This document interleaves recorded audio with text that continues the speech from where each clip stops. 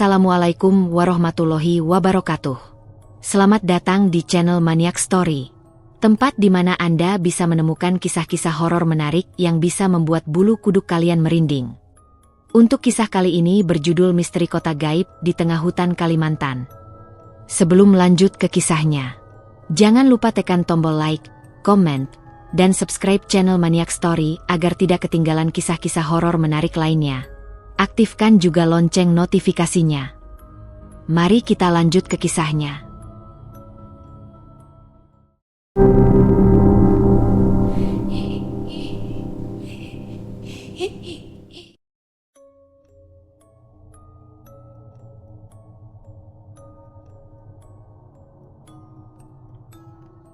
Aku tidak pernah percaya pada pantangan. Sampai akhirnya aku sendiri yang merasakan akibatnya. Namaku Damar. Aku seorang videografer freelance yang biasa membuat dokumenter pendek untuk kanal YouTube. Awalnya, perjalanan ini hanya proyek kecil, mendokumentasikan cerita orang hilang di pedalaman Kalimantan. Tidak lebih. Tidak ada niat mencari sensasi. Aku hanya ingin merekam, mendengar, lalu pulang. Aku berangkat bersama Sinta, teman lama yang biasa menemaniku mengambil audio, dan seorang pemandu lokal bernama Jeffrey. Kami bertemu Jeffrey di kota kecil sebelum masuk pedalaman. Orangnya pendiam, tatapannya jarang menatap langsung, tapi dia terlihat tahu jalur hutan dengan baik. Kami sampai di desa terakhir sekitar pukul 4 sore. Desa itu kecil, rumah kayu berjajar dengan jarak berjauhan. Sinyal ponsel sudah hilang sejak 1 jam sebelumnya. Saat kami menurunkan peralatan, seorang pria tua menghampiri. Kulitnya keriput, sorot matanya tajam. "Masuk hutan mau kemana?" tanyanya pelan. Aku menjelaskan rencana kami. Pria itu tidak langsung menjawab. Ia hanya menatap kami satu persatu, lalu berkata, "Kalau dengar suara musik dari dalam hutan, jangan dicari. Dan kalau ada yang panggil dari belakang, jangan menoleh." Aku hampir tersenyum. Kedengarannya seperti cerita yang sering dipakai untuk menakut-nakuti pendatang. Tapi aku mengangguk sopan. Sinta terlihat sedikit tidak nyaman, sementara Jeffrey hanya diam. Kami mulai masuk hutan sekitar pukul 5 sore. Cahaya masih cukup, tapi kanopi pepohonan membuat jalur cepat gelap. Tanahnya lembab, akar-akar besar melintang seperti jebakan. Suara serangga terdengar normal. Tidak ada yang aneh. Sekitar 30 menit berjalan, kami menemukan sesuatu di tengah jalur, sesajen kecil. Ada piring anyaman berisi nasi, telur, dan bunga. Letaknya tepat di jalur sempit, membuat tripod di punggungku tersangkut. "Aduh, di tengah jalan banget," gumamku. Tanpa berpikir panjang, aku menyingkirkannya dengan ujung sepatu. Piring itu tergeser ke samping, sebagian isinya jatuh ke tanah. Jeffrey langsung berhenti. "Mas, jangan begitu." Aku menoleh. "Kenapa?" Dia tidak menjawab, hanya menggeleng pelan. Kami melanjutkan perjalanan. Tidak sampai 5 menit kemudian, aku mulai merasa ada yang berbeda. Suara burung yang tadinya ramai mendadak hilang. Angin yang sebelumnya terasa di sela pohon berhenti total. Bahkan suara langkah kami terdengar terlalu jelas, seperti bergema di ruang tertutup. Sinta mendekat. "Mas, kok sepi banget ya?" Aku mencoba santai. Mungkin mau hujan. Padahal langit masih terang. Jeffrey mempercepat langkah. "Kita jangan berhenti sampai ketemu jalur lama," katanya. Aku mengangkat kamera, mencoba merekam suasana. Lensa menangkap deretan pohon yang sama, tinggi, lurus, dan tampak seperti berulang. Aku tidak terlalu memikirkannya saat itu. Sekitar 20 menit kemudian, kami berhenti di sebuah pohon besar untuk minum. Batangnya besar, berlumut, dengan akar mencuat. Aku menaruh tas dan membuka botol. Saat aku menoleh ke belakang, aku merasa pernah melihat pohon ini. "Mas, kita tadi lewat sini ya?" tanya Sinta. Aku melihat sekitar. Ada akar melintang yang sama. Batu kecil di samping jalur. Bahkan bekas sepatu kami masih terlihat. Kami mencoba berjalan lagi, mengikuti GPS. Tapi sinyalnya hilang. Kompas di ponsel berputar tidak stabil. Jeffrey mulai terlihat gelisah. "Kita harusnya sudah jauh," katanya pelan. Kami berjalan lurus selama 15 menit. Saat aku mengangkat kepala, pohon besar itu muncul lagi di depan kami.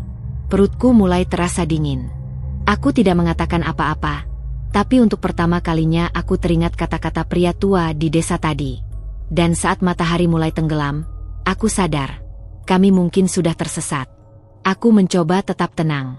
Kita kembali ke mobil dulu, kataku. Tidak ada yang menjawab. Kami berjalan cepat mengikuti jalur yang kami ingat. Langit berubah gelap lebih cepat dari biasanya. Ketika akhirnya mobil terlihat di antara pepohonan, aku merasa sedikit lega. Tapi perasaan itu tidak bertahan lama. Karena saat kami masuk dan menutup pintu, hutan di sekitar kami tiba-tiba terasa terlalu sunyi. Tidak ada angin, tidak ada serangga, hanya keheningan. Dan beberapa detik kemudian, terdengar langkah pelan mengitari mobil kami. Langkah itu berhenti tepat di samping pintu mobilku. Aku menahan napas. Sinta duduk di kursi tengah, menggenggam recorder dengan tangan gemetar. Jeffrey di kursi depan tidak bergerak sama sekali. Matanya fokus ke kaca depan yang mulai berembun dari luar. "Mas, itu suara apa?" bisik Sinta. Aku menggeleng pelan. Jujur, aku juga tidak tahu. Suara itu terlalu berat untuk ukuran hewan kecil, tapi terlalu pelan untuk manusia. Seperti seseorang berjalan tanpa benar-benar menginjak tanah. Langkah itu berpindah ke belakang mobil, lalu ke sisi kanan, mengelilingi kami perlahan. Aku memberanikan diri menyalakan kamera. Lensa langsung mengarah ke kaca samping. Tidak ada apa-apa, hanya bayangan pohon dan kabut tipis yang mulai turun. Tok! Ketukan kecil terdengar dari bagasi. Sinta refleks menutup mulutnya sendiri agar tidak berteriak. Aku menoleh ke belakang, mencoba melihat melalui kaca spion tengah. Gelap. Tidak ada apa-apa. Tok, tok. Ketukan itu terdengar lagi, kali ini sedikit lebih jelas. Seperti seseorang mengetuk dari luar dengan ujung jari. Jeffrey akhirnya bersuara pelan. "Jangan dibuka. Apapun yang terjadi, jangan buka pintu." Aku mengangguk. Jantungku berdetak terlalu keras sampai terasa di telinga.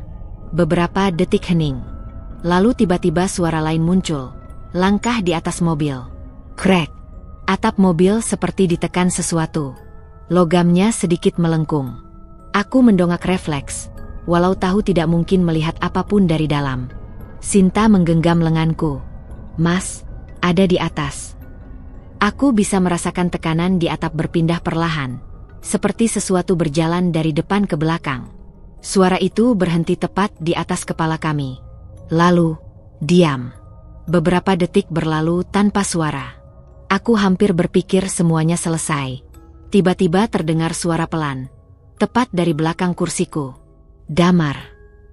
Aku membeku. Suara itu pelan sekali, seperti berbisik di dalam kabin. Padahal tidak ada siapapun di kursi belakang. Aku bisa merasakan udara dingin di tengkuku. "Damar, tolong." Itu suara perempuan. Sinta menegang. Tangannya mencengkeram jaketku lebih kuat. Aku ingat pantangan itu. Jangan menoleh kalau ada yang memanggil dari belakang. Aku menatap lurus ke depan, berusaha tidak bergerak. Suara itu terdengar lagi, lebih dekat. "Mas, aku di belakang." Sinta hampir menoleh. Aku langsung menggenggam tangannya. "Jangan," bisikku. Jeffrey mulai membaca doa pelan. Suaranya bergetar, tapi stabil. Kabin mobil terasa semakin dingin. Kaca-kaca mulai tertutup embun lebih tebal. Suara napas terdengar di belakang kami. Pelan, berat, seolah seseorang duduk di kursi paling belakang. Aku memberanikan diri mengangkat kamera dan menyalakannya tanpa menoleh. Aku arahkan lensa ke belakang melalui layar kecil. Yang terlihat hanya kursi kosong. Tapi embun di kaca belakang perlahan membentuk sesuatu. Seperti bekas telapak tangan. Dari luar. 1. Lalu muncul lagi di sampingnya. 2. Kemudian 3, 4, 5. Telapak tangan itu menempel di kaca. Seolah banyak orang berdiri tepat di belakang mobil. Tapi aku tidak melihat tubuh mereka. Hanya bekas tangan yang muncul satu persatu. Sinta mulai menangis tanpa suara. Tiba-tiba semua suara berhenti. langkah, napas, ketukan, hening total. Kami tidak berani bergerak selama beberapa menit.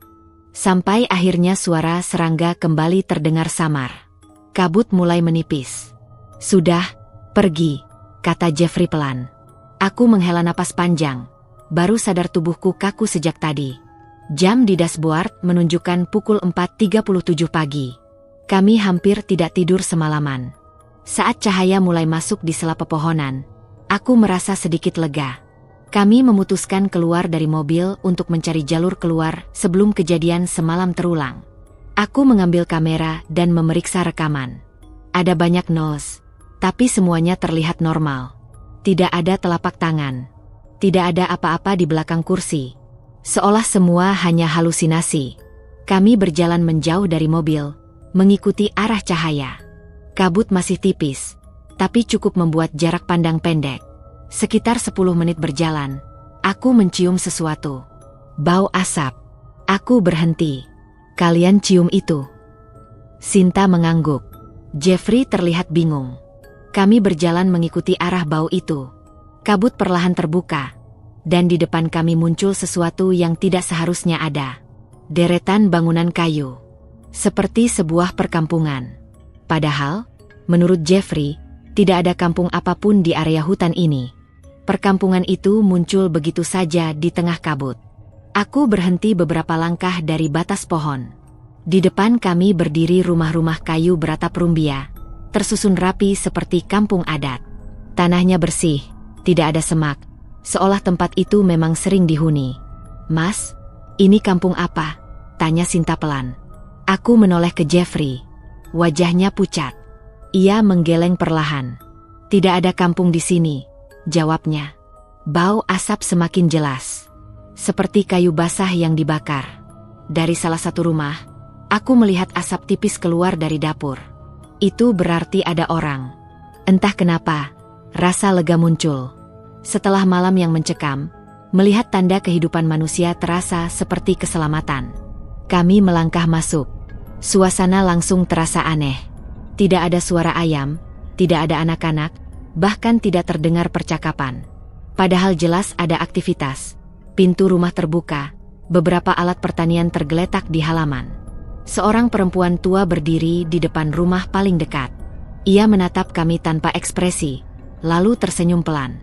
"Silakan, istirahat," katanya. Suaranya datar, hampir seperti berbisik. Aku mencoba ramah. "Ibu, ini kampung apa?" Kami tersesat dari jalur hutan. Perempuan itu tidak langsung menjawab. Ia hanya mengangguk dan memberi isyarat agar kami duduk di bel-bel kayu. Tidak lama kemudian, 2 orang lain muncul dari rumah berbeda. Mereka juga hanya tersenyum, tanpa bicara. Aku merasa tidak nyaman, tapi kami terlalu lelah untuk curiga. Sinta duduk di sampingku. Jeffrey berdiri agak jauh, matanya terus menyapu sekitar. Perempuan tua itu membawa piring anyaman. Di atasnya ada potongan daging panggang. Warnanya coklat gelap, tampak hangat. Bau asapnya kuat. "Silakan makan," katanya. Perutku sebenarnya kosong sejak kemarin malam. Tapi sesuatu terasa janggal. Tidak ada uap panas. Daging itu terlihat basah, bukan berminyak seperti daging panggang biasa. Jeffrey lebih dulu mengambilnya. Tangannya gemetar, mungkin karena lapar. "Mas, jangan dulu," bisik Sinta. Jeffrey tidak mendengar. Ia sudah membawa potongan itu mendekati mulut. Saat itulah aku mencium bau lain. Bau busuk yang samar, tertutup asap. Aku refleks menyalakan kamera dan mengarahkan lensa ke piring. Di layar, bentuk daging itu tampak berbeda.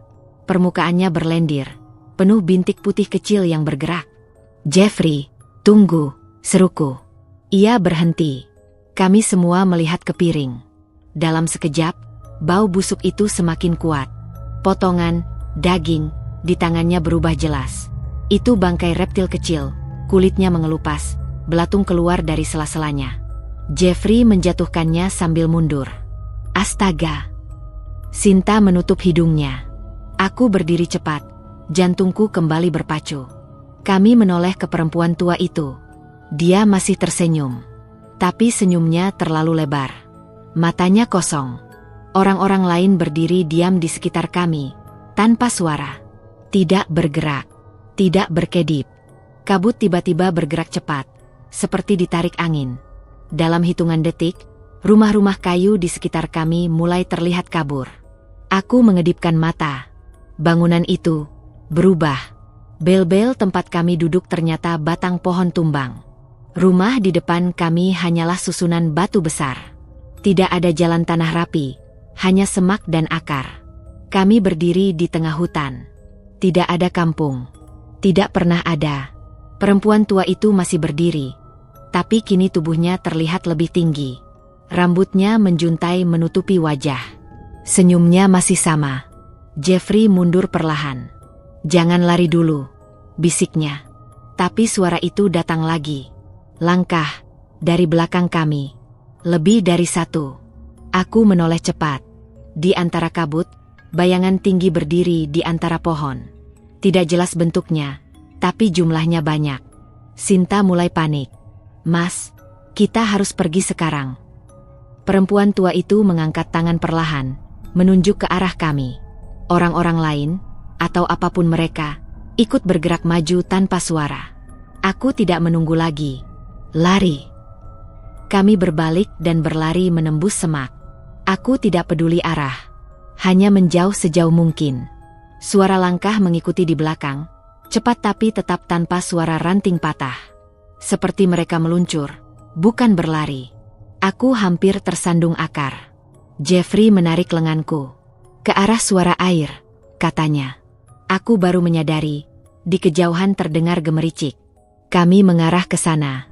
Saat kami keluar dari semak terakhir, sebuah sungai kecil terlihat di depan. Airnya mengalir cukup deras. Aku berhenti sejenak, terengah. Ketika aku menoleh ke belakang, bayangan-bayangan itu berhenti di tepi hutan. Tidak ada yang menyeberang. Mereka hanya berdiri, menatap kami dari seberang kabut. Aku tidak tahu kenapa mereka berhenti. Bayangan-bayangan itu berdiri di tepi semak, tidak mendekat ke sungai. Kabut di belakang mereka bergerak pelan, menutupi sebagian tubuh tinggi yang sulit dijelaskan bentuknya. "Cepat, kita seberang," kata Jeffrey dengan napas terputus. Airnya tidak terlalu dalam, tapi arusnya cukup kuat. Batu-batu licin terlihat di bawah permukaan. Aku masuk lebih dulu, air dinginnya langsung menusuk sampai lutut. Sinta di belakangku, memegang tas. Jeffrey paling belakang, memastikan kami tidak terpeleset. Kami bergerak pelan, menahan keseimbangan. Di tengah sungai, aku menoleh tanpa sadar. Mereka masih di sana. Tidak bergerak, hanya menatap. Salah satu bayangan itu tampak lebih tinggi dari yang lain. Rambutnya panjang, menjuntai sampai hampir menyentuh tanah. Aku tidak bisa melihat wajahnya, tapi aku merasa dia yang memimpin. Aku mempercepat langkah. Begitu sampai di seberang, aku naik ke tanah dengan napas berat. Sinta menyusul, hampir jatuh tapi berhasil berdiri. Kami berdua langsung menoleh ke arah Jeffrey. Dia masih di tengah sungai. Kakinya seperti terpeleset. Tubuhnya miring, mencoba menjaga keseimbangan. Aku melangkah maju untuk membantunya. "Pegang tanganku," seruku. Jeffrey mengangkat kepala. Matanya terlihat panik. Tiba-tiba arus air di sekitarnya beriak lebih kuat, padahal tidak ada batu besar yang menghalangi. Jeffrey kehilangan pijakan. Tubuhnya jatuh setengah berlutut. Dalam sepersekian detik, kabut di belakangnya bergerak. Bayangan tinggi itu sudah berada di tepi sungai. Aku tidak melihatnya berjalan.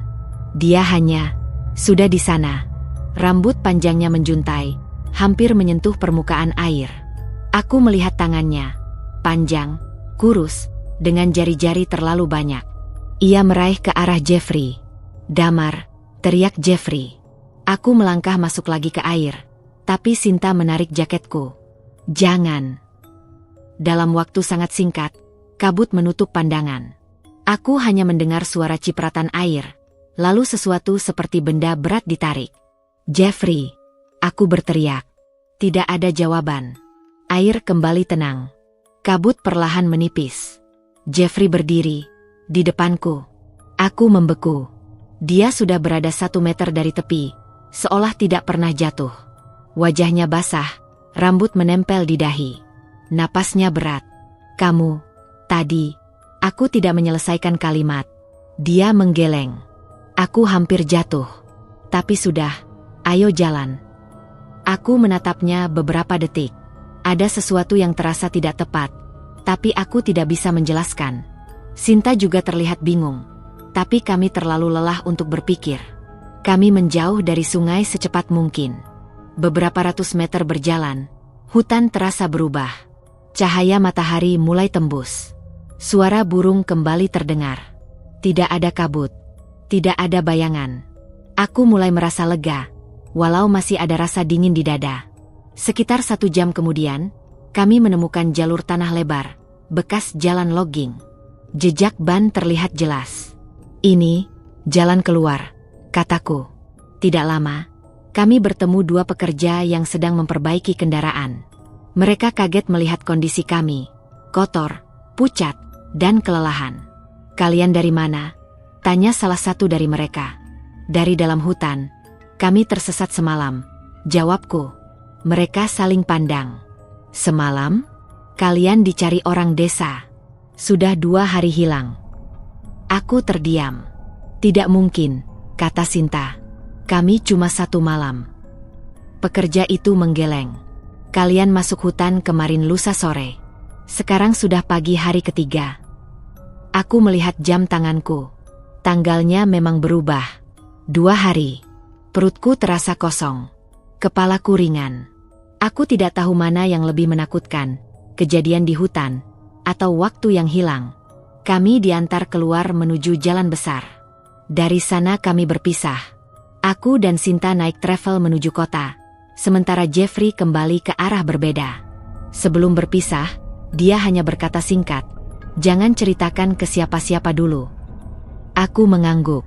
Saat mobil mulai berjalan, aku melihatnya melalui kaca belakang. Dia berdiri diam di pinggir jalan. Tidak melambaikan tangan. Tidak bergerak. Hanya menatap kami. Sampai hilang di tikungan. Aku mencoba menganggap semuanya selesai. Perjalanan pulang terasa sunyi. Sinta tertidur hampir sepanjang jalan. Mungkin karena kelelahan. Aku hanya menatap keluar jendela.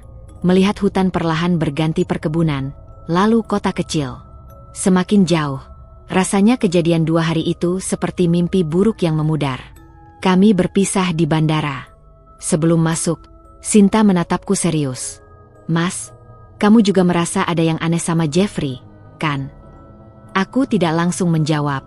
Pertanyaan itu sebenarnya sudah ada di kepalaku sejak di sungai. Dia hampir ditarik. Tapi tiba-tiba sudah berdiri di depan kita. Lanjutnya. Aku menghela napas. Mungkin kita salah lihat. Kabutnya tebal. Sinta tidak terlihat yakin. "Kalau kamu cek rekaman, kabari aku." Aku mengangguk. Itu rencanaku juga. Sesampainya di rumah, hal pertama yang kulakukan adalah memindahkan semua file dari kamera ke laptop. Baterainya hampir habis, tapi kartu memori masih utuh. Folder rekaman terbagi sesuai hari. Hari pertama normal. Hari kedua mulai kacau. Noise, gambar goyang, audio sering hilang. Aku mempercepat playback sampai bagian sungai. Jantungku langsung berdetak lebih cepat. Di rekaman, kami bertiga terlihat menyeberang. Aku di depan, Sinta di tengah, Jeffrey di belakang. Sampai di tengah sungai, Jeffrey benar-benar terpeleset. Kamera di tanganku goyang saat aku menoleh. Gambar kabur beberapa detik. Lalu, sesuatu muncul di frame. Bayangan tinggi berdiri di tepi sungai. Rambut panjang menutupi wajah. Tubuhnya terlalu kurus, hampir tidak proporsional. Tangannya menjulur ke arah Jeffrey. Audio menangkap suaraku memanggil namanya. Kemudian, rekaman terputus sebentar. Hanya statis. Saat gambar kembali, kami sudah di seberang. Aku dan Sinta berdiri. Dan Jeffrey sudah di depan kami. Aku memutar ulang. Berkali-kali. Tidak ada bagian yang menunjukkan dia menyeberang. Tidak ada momen dia berjalan keluar dari air. Dia seperti muncul begitu saja. Tenggorokanku terasa kering. Aku memperbesar frame saat dia berdiri. Wajahnya tertunduk, tertutup bayangan. Saat dia mengangkat kepala, gambar sedikit blur. Tapi ada satu hal yang membuatku merinding. Matanya hitam. Bukan karena bayangan, tapi benar-benar gelap, tanpa pantulan cahaya. Aku menutup laptop sebentar. Kepalaku terasa berat. Mungkin aku terlalu lelah. Mungkin ini hanya artefak kamera. Ponselku bergetar. Pesan dari Sinta. Sudah cek rekaman? Aku mengetik. Sudah. Kamu jangan lihat sendirian nanti. Beberapa detik kemudian, dia membalas. Aku juga merasa dari tadi, sejak pulang, seperti ada yang lihat. Aku membaca pesan itu berulang. Jantungku kembali tidak nyaman. Aku mencoba menenangkan diri. Mungkin ini hanya sugesti. Aku memutuskan mandi, lalu kembali mengedit nanti malam. Saat keluar kamar mandi, layar laptop masih menyala. Video terakhir berhenti di frame wajah Jeffrey. Aku hampir menutupnya, sampai aku sadar sesuatu berubah. Timeline video berjalan sendiri. Padahal aku tidak menyentuh apapun. Video berpindah ke rekaman dalam mobil. Malam pertama. Aku, Sinta, dan Jeffrey duduk diam. Audio hanya berisi napas kami. Lalu terdengar suara pelan. Bukan dari luar. Dari dalam mobil. Sudah ikut, sudah ikut. Suara itu sangat pelan. Hampir seperti bisikan. Aku tidak ingat pernah mendengarnya. Di rekaman, kepala Jeffrey perlahan menoleh ke arah kamera. Gerakannya kaku. Senyumnya tipis. Terlalu lama. Aku buru-buru menutup video. Ponselku bergetar lagi. Nomor baru. Tidak tersimpan. Aku membuka pesan itu. Sebuah foto. Foto kamar kos sederhana. Kasur, lemari, lampu redup. Di tengah foto, Jeffrey berdiri, memegang ponsel, tersenyum. Pesan di bawahnya. Sudah sampai rumah, Mas. Aku membalas cepat. Iya, aman kan? Tidak lama, balasan masuk. Tadi hutan itu, ikut pulang. Pesan terakhir dari Jeffrey membuat tanganku dingin. Aku menatap layar ponsel cukup lama, berharap itu hanya lelucon. Tapi aku tahu Jeffrey bukan tipe orang yang bercanda seperti itu. Terlebih setelah semua yang kami alami. Aku mengetik balasan. Maksudnya ikut pulang gimana? Pesan terkirim. Centang 1. Tidak lama berubah jadi 2. Tapi tidak ada balasan.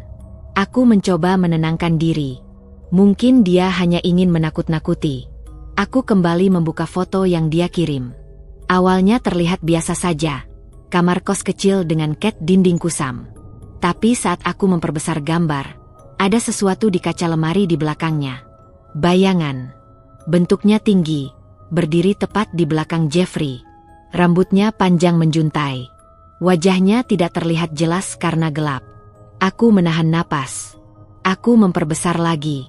Piksel mulai pecah. Tapi bayangan itu tetap ada. Tidak mungkin itu hanya bayangan biasa. Posisinya terlalu dekat. Aku langsung menelepon nomor Jeffrey. Nada sambung terdengar.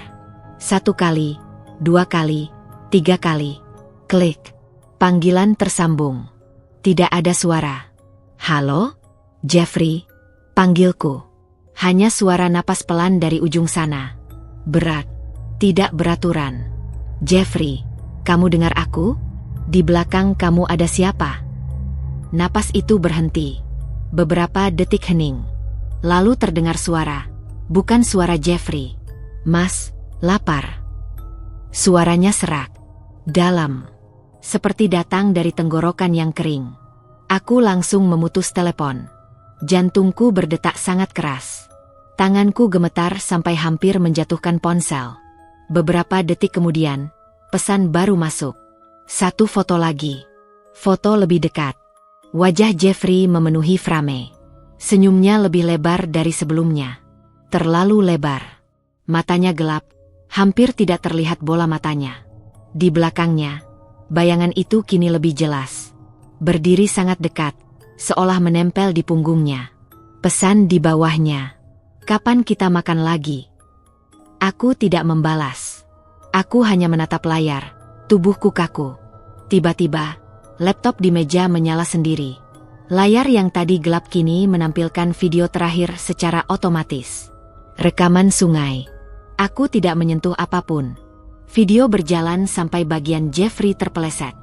Bayangan tinggi muncul. Lalu frame berhenti tepat saat tangan makhluk itu menyentuh bahu Jeffrey. Gambar zoom sendiri.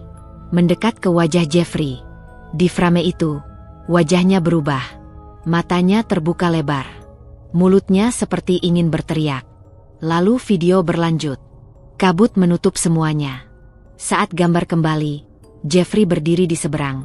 Tapi bayangan tinggi itu masih ada. Berdiri tepat di belakangnya. Mengikuti. Aku mundur dari meja. Napasku tidak teratur. Ponselku bergetar lagi. Pesan terakhir. Foto gelap. Hampir tidak terlihat apa-apa. Setelah ku perbesar, baru terlihat. Itu bukan kamar kos lagi. Itu hutan. Pohon-pohon tinggi. Kabut tipis. Di tengah foto, sosok tinggi berdiri menghadap kamera. Dan di bagian bawah foto, ada teks. Sekarang aku tahu jalan ke rumahmu. Aku langsung mematikan ponsel. Menutup laptop. Semua lampu rumahku nyalakan. Malam itu aku tidak tidur. Menjelang subuh, aku memberanikan diri menyalakan ponsel lagi. Nomor Jeffrey sudah tidak aktif. Foto profilnya hilang. Semua pesan masih ada, tapi tidak bisa dibalas.